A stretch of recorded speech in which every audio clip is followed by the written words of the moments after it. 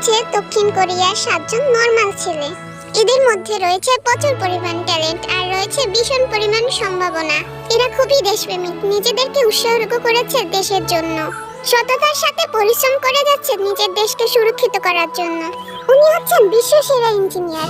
উনি নিখুঁতভাবে কাজ করেন, শুধু মাঝে মাঝে সবকিছু ভেঙে ফেলে। আসলে ওনার দোষ না, উনি ভাঙাচোরা লগ্নে জন্মগ্রহণ করেছেন। এরা শিক্ষা আর সংস্কৃতির মাধ্যমে নিজের দেশকে তুলে ধরেছেন সারা বিশ্বের মাঝে। নিজেরা জনপ্রিয় হয়েছেন, নিজের দেশে ছেলেদের জনপ্রিয় করেছেন। এদেশে ছেলেদের বিয়ে করার জন্য পৃথিবীর মেয়েরা পাগল। এরা খেলাধুলায় অবদান রেখেছেন, টিভির সামনে বসে নিজ দেশের খেলোয়াড়দেরকে উৎসাহ দেন। এরা একের পর এক রেকর্ড গড়েছেন, আবার নিজেদের রেকর্ড নিজেরাই ভেঙেছেন। পুরো বিশ্বের মাঝে তারা ছড়িয়ে পড়েছেন। পুরো বিশ্বের তাদের জনপ্রিয়তা আকাশচুম্বী। তারা যাতে আরো দেশকে সামনের দিকে এগিয়ে নিয়ে যেতে পারে, তার জন্য তাদেরকে দেওয়া হবে সেনাবাহিনীর প্রশিক্ষণ। আজকে তোমাদের এখানে দিতে হবে মিলিটারি সার্ভিস এক্সাম। তীর ছোড়ার প্রতিযোগিতা। একজন মেম্বার অন্য মেম্বারদের সাথে প্রতিযোগিতা করে থাকবে। প্রথমে আসবে সুগার জিহব। আমার সাথে বিল্লু জীবনে পারবে না। আমি সাইলেন্ট কিলার, অত ভাব নিস না। এটা কি তীর ধনুক দিছে? এগুলো দিয়ে তো আমি লেদা গুঁড়ো গুঁড়াই খেলে না। দেখিস আমি টেনেই মারবো। এইগুলো দেখি মারা যায় নাকি? তুই সর, এবার আমার পালা। দেখিস আমি 10 পয়েন্টই নেব। এর থেকে আমার 1.5 বছর বয়সী ছোট ভাই অনেক ভালো মারতে পারে। ক্যাপ্টেন পাইছি, বসে মারমু। তীর ধনুকের যে সাইজ, বসে না মারলে হবে না। 50 পয়েন্ট। খেলা এখনো বাকি আছে, বেশি লাফাইস না। বলগো সামনে আমার মান সম্মান সব শেষ। খোদা, তোর কান্না করা তো সবে মাত্র শুরু। এবার দেখবি আমি 100-এ 100 পয়েন্টই নেব। বিল্লু, আমার বিল্লু। আমি বলছিলাম না আমার সাথে তুই পারবি না। এবার তো গেলি হেরে। সেম হবি, সেম হবি, সেম। কোয়ালিফাই করলো সুগা, বাদ পড়লো জিহুক। এবার খেলবে বি আর জিমিন। এই গেমে তো আমিই জিতবো, কারণ তীর ধনুকের সাইজ আমার সাথে ম্যাচ করে গেছে। সামনে এগিয়ে আসছে ওভার কনফিডেন্সের সাথে তীর ধনুক নিয়ে টাপা জিমিন। সোজা মার, সোজা, একদম হাতটাই না সোজা। ওর মতো পুরো কপালে মানে পৃথিবীতে আর একটাও নাই। এবার তো আমি 100 পয়েন্ট 100-ই নেব। প্রথমবার মিস করে ফেলছি, এবার আর মিস করব না আমি। পারছে আমার বাবু, পারছে। আমি হব সেনাবাহিনীর প্রধান। একটু ভাব নিয়ে নি।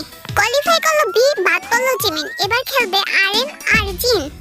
আমার তো ভয় লাগতেছে, আরএম আবার তীর ছুটতে গিয়ে তীর ধনুক ভাঙে না ফেললে হয়। আমি তো তীর ধনুক ছোড়ায় মাস্টার্স করে আসছি।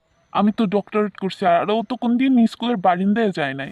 আমার চোখে এমনিতে পাওয়ার বেশি, একদম বরাবর মাইরে দেব। কানা বেড়া তুই মারছে কোথায়? তোর চশমা কোথায় জিনু পাগলা? মনে হয় একটু বেশি বাপ নিয়েছিলাম। তীরের যে সাইজ দিয়েছে এগুলো দিয়ে আমি প্রতিদিন দাঁত পরিষ্কার করি। ভাই আমার তো কোমর ব্যথা করতে আছে, তুই মার। দীর্ঘ 5 ঘন্টা ট্রাই করার পরও দুজনের কেউ তীর পয়েন্টে মারতে পারেনি। এই জিনোর রূপের আগুনে আমার চোখ ঝলসে গেছে, আমি কিছুই দেখতে পাই না। এবার সোজাসুজি গেলেও পয়েন্টে মারতে পারেনি। দুই বলদে কি করতেছে?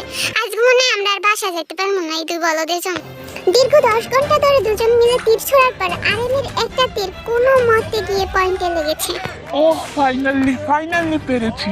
কোয়ালিফাই করলো আরএম, বাদ পড়লো জিন। এবার খেলবে বি ভার্সেস সুগা।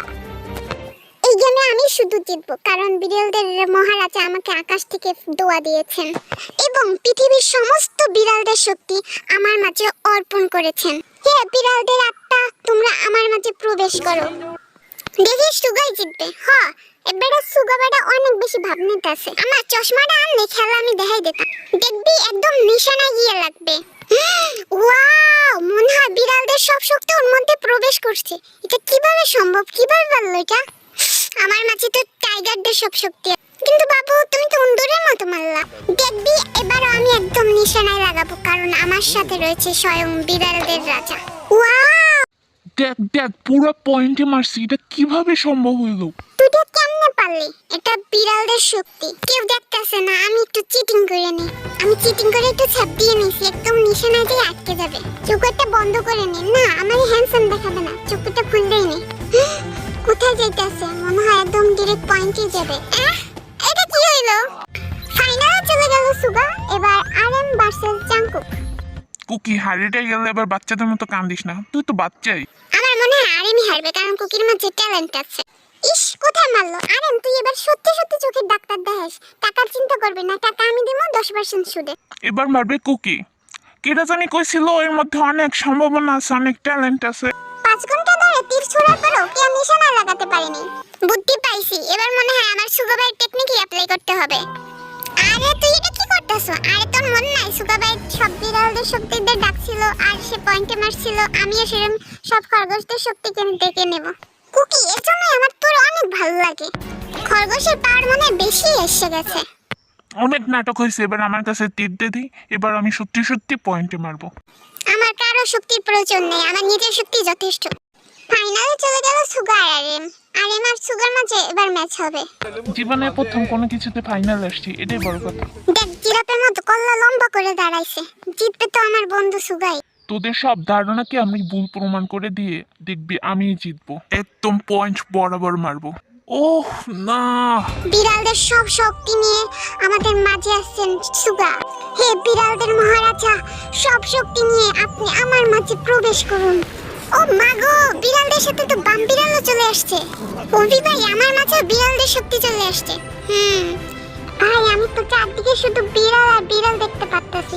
এবার কি হবে? আমি তো অনেক অনেক এক্সাইটেড। প্রথম শট মিস, দ্বিতীয়বার শট নিতে আসছেন বিড়ালদের সমস্ত শক্তি নিয়ে মিনি অঙ্গি। জয় বিড়ালদের জয়, জয় বিড়ালদের জয়। তখন আমার খরগোশকে না রেখে বিড়ালদের শক্তিকে ডাকা উচিত ছিল। বিড়ালদের সব শক্তিকে কাজে লাগিয়ে সৈনিকদের মধ্যে প্রথম হয়েছে সুগা। সুগা আমার বাবু হয়, বাবু। সেনাবাহিনীর প্রধান হলেন সুগা।